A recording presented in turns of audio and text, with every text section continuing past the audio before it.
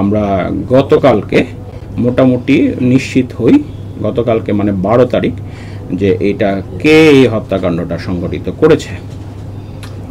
তারপর সেটা নিয়ে আমরা কাজ করি এবং এর ভিতরে আমরা অনেকগুলো সাক্ষ্য সংগ্রহ করেছি।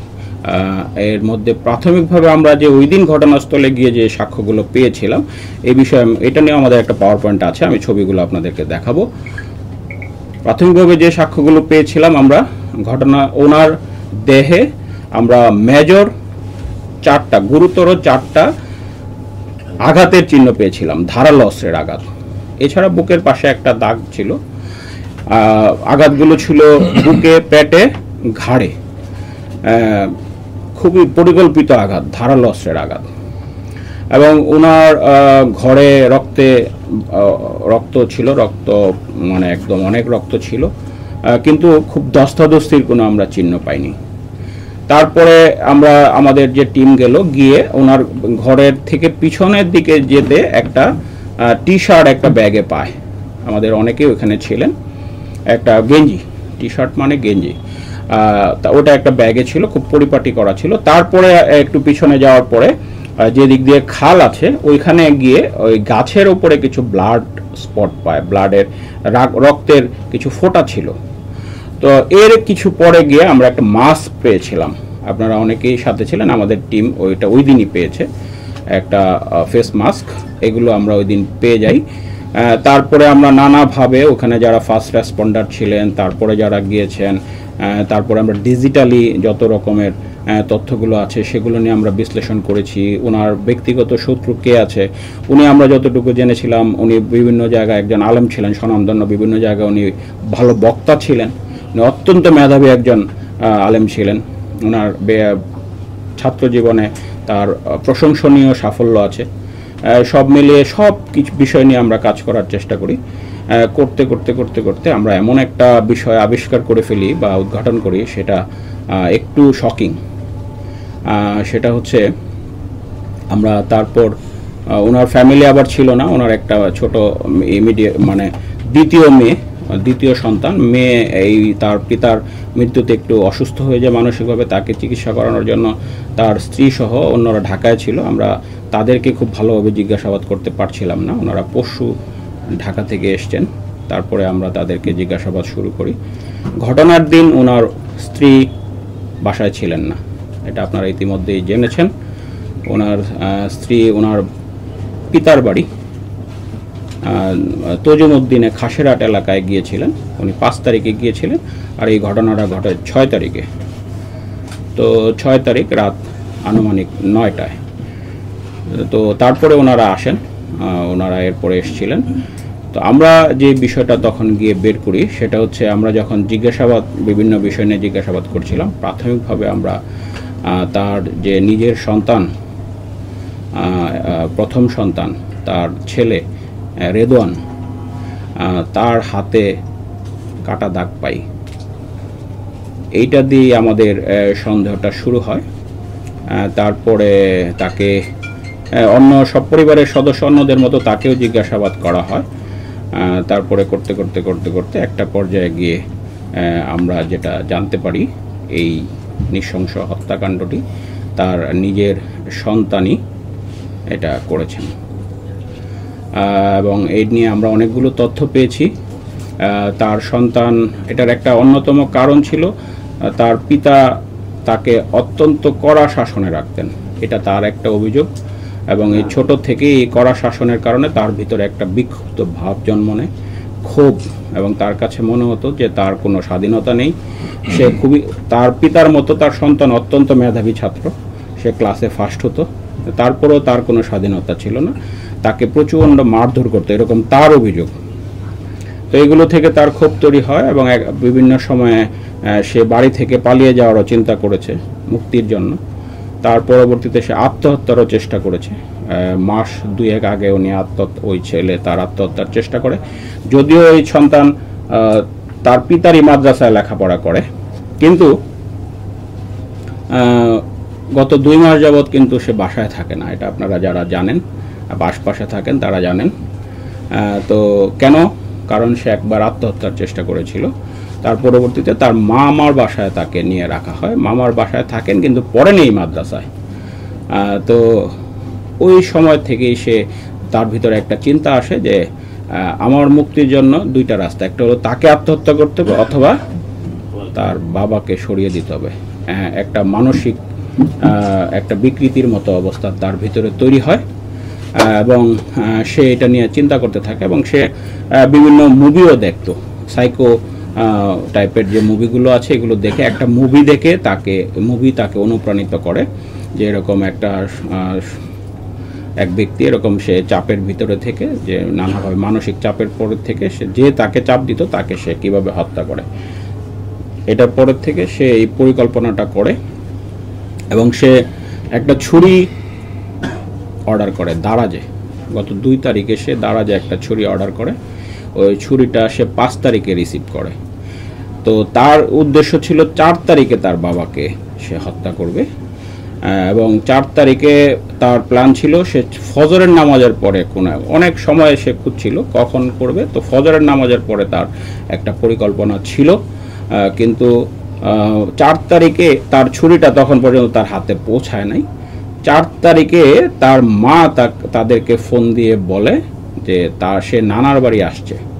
তো এইটার পরে তার প্ল্যানটা সে চেঞ্জ করে, যে তাহলে তো সুযোগটা হয়ে গেল, যে তাহলে সে প্ল্যান করে যে 6 তারিখে, এটা তার জন্য একটা সুবর্ণ সুযোগ, 6 তারিখে সে এশার নামাজের পরে সে বাসায় গিয়ে এই কাজটা করবে। তো যথারীতি পরিকল্পনা অনুযায়ী সে বাসা থেকে চলে আসে, তজিমউদ্দিন থেকে ভোলায় চলে আসে।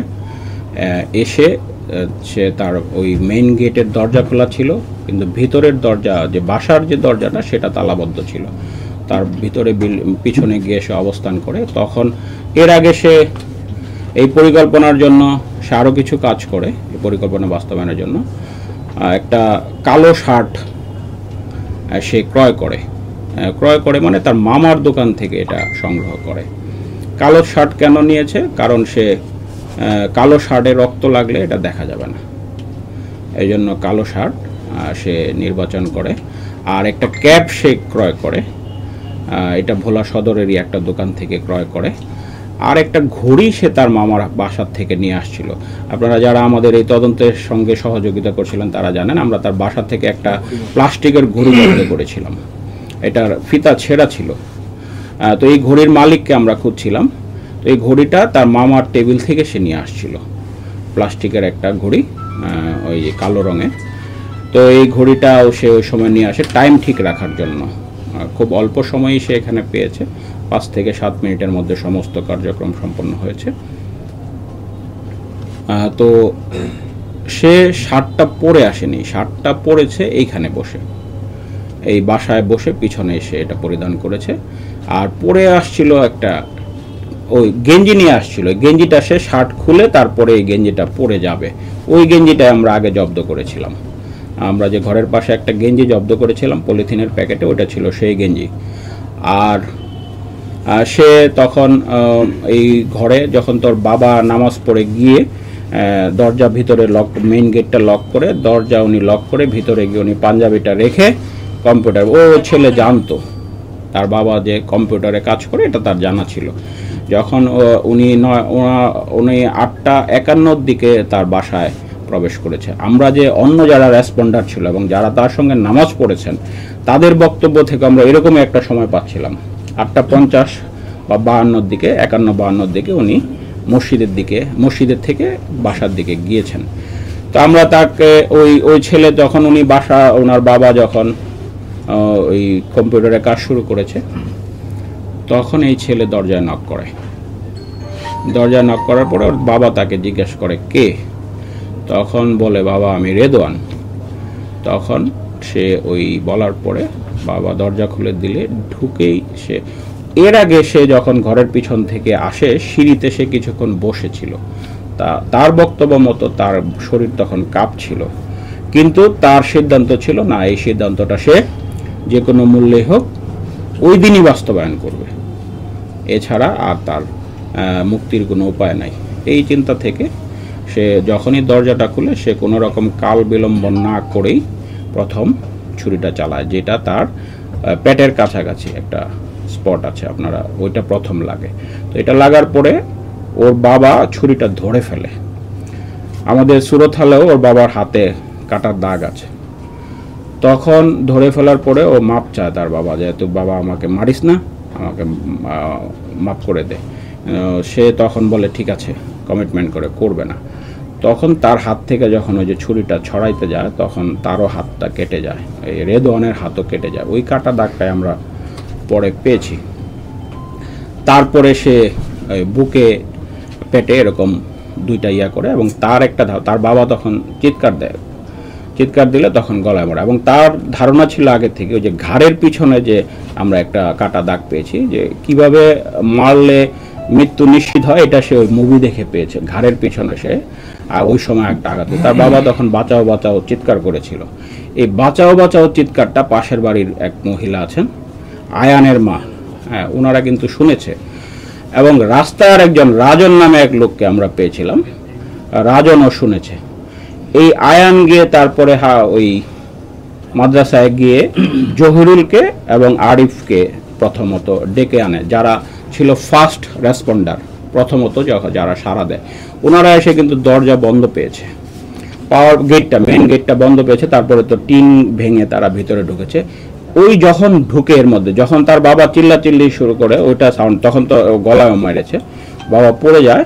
সে দ্রুত দরজাটা আটকে বাইরে চলে যায়, পিছনে চলে যায়। এর মধ্যেই খুব দ্রুতই কিন্তু আবার ওই রেসপন্স টিম আসে, এবং ওরা গেট খুলে দিলে আরও লোক ঢোকে, আশপাশের সবাই ভিতরে চলে আসে। সে পিছনে ছিল, বেশ কিছুক্ষণ ছিল। তার বক্তব্য হচ্ছে যদি পিছনে কেউ যেত ওই সময়, তাহলে হয়তো আমি ধরা পড়তাম। তো যখন ভিতরে লোকজন অনেক চলে আসে, তখন সে আর ওই ঝুঁকি নেয় নাই। সে ওই পিছন দিয়ে গিয়ে ওই যে গাছের ওই দিক দিয়ে একটা লাফ দিয়ে গিয়ে পার হয়ে চলে যায়। যখন চলে যায়, তখন তার যে ছুরিটা ছিল সেটা খালে ফেলে দেয়। আপনারা জানেন, আমরা আমাদের আজকে একটা চৌকস দল এবং পাশাপাশি আমরা একটা স্থানীয় ডুবুরির সহায়তা নিয়ে ওই তার দেখানো মতো যে জায়গাটা, সেখান থেকে ওই ছুরিটা উদ্ধার করেছি আজকে। এটা আমাদের জব্দ আছে, এই মোটামুটি। তারপরে ওখান থেকে সে ওই খালের পাশ দিয়ে একটা বাড়ি আছে, ওই যে ব্রিজ আছে, একটা কালভার্ট, ব্রিজের আগে একটা বাড়ি আছে, ওই বাড়ির ভিতর দিয়ে ও খাল পার হয় না, এদিক দিয়ে গিয়ে কালো শার্ট এবং ক্যাপ পরিহিত, মাছটা তখন ওখানে ফেলে যায়। ওই মাছটা আমাদের জব্দ আছে, একটা মাছ আমরা আগেই জব্দ করেছিলাম। ওই বাড়ির ভিতর দিয়ে যায়। ওর বক্তব্য মতো ওইখানে একজন বয়স্ক মহিলা আছে, তার সঙ্গে তার চোখাচোখি হয়েছিল, কিন্তু তার যেহেতু ক্যাপ ছিল এবং কালো শার্ট ছিল, ভদ্রমহিলা ভাবে তার ছিল যে শার্ট পরা অবস্থায় তাকে কেউ দেখে নাই, তাকে কেউ কোনোদিনও চিনতে পারবে না, এটা তার একটা ধারণা ছিল। রাস্তায় উঠে কিছু দূর যাওয়ার পরে একটা অটো পায়, অটোকে যেতে বলে, সে ওই শহর পর্যন্ত আসবে এরকম তাকে অটোকে তাকে প্রস্তাব করলে, অটোওয়ালা বলে না আমি এত দূর যাব না। তখন বলে আপনি কোন পর্যন্ত যাবেন, যেই পর্যন্ত যাবেন ওই পর্যন্ত যাবে, এটা বলে সে অটোতে। তখন তার হাতে রক্ত ছিল এবং শার্টে রক্ত ছিল, শার্টের রক্ত তো বোঝা যাচ্ছিল না তার বক্তব্য মতো। তো সে সেই অটোতে উঠে কিছু দূর যাওয়ার পরে আরও কিছু প্রমাণ আমরা পেয়েছি। অটোওয়ালাকেও আমরা বের করে ফেলবো আশা করছি, কারণ আমাদের কাছে কিছু এই সংক্রান্তে আমাদের কাছে তথ্য আসছে। অটোওয়ালাকে নিব আমরা সাক্ষীর জন্য, তাকে আমরা নিয়ে আসব। অটো দিয়ে আমাদের কিছু দূর আসে, পুলিশ লাইন্স পার হয়ে মোড় পর্যন্ত এসে এখান থেকে সে হেঁটে হেঁটে বাংলা স্কুল পর্যন্ত একরকম ঊর্ধ্বশ্বাসে। এর আগে সে ওখানে একটা মসজিদে, এই মসজিদের নামটা যেন কি, খলিফাপট্টি মসজিদে গিয়ে সে এটা ওয়াশ করে হাতগুলো। এবং তার ইয়াটা হচ্ছে, আমার কাছে তখন মনে হচ্ছিল একটা আটশে গন্ধ, মানে বাজে একটা গন্ধ তার কাছে আসছিল। এটা আমাদের কাছে মনে হয়েছে এটা হয়তো তার মানসিক একটা পীড়াত থেকে হচ্ছিল, কারণ এত দ্রুত বাজে গন্ধ পাওয়ার কথা না। তো এটা তার ভিতরে কাজ করছিল। সে আসে, বাংলা স্কুল পর্যন্ত আসে। এখানে আসার পরে একটা সিএনজি নেয়, সিএনজি নিয়ে তারপরে ওই সিএনজিতে আরও যাত্রী ছিল, এগুলো নিয়ে সে সোজা তজুমউদ্দিন চলে যায় খাসেরহাটে। তো ওইখানে গিয়ে ওইখানে তো সে ফ্রেশ হয়ে বাসায় ঢুকে যায়। এই হচ্ছে মোটামুটি আমাদের এই ঘটনাটা আমরা যেটুকু পেয়েছি।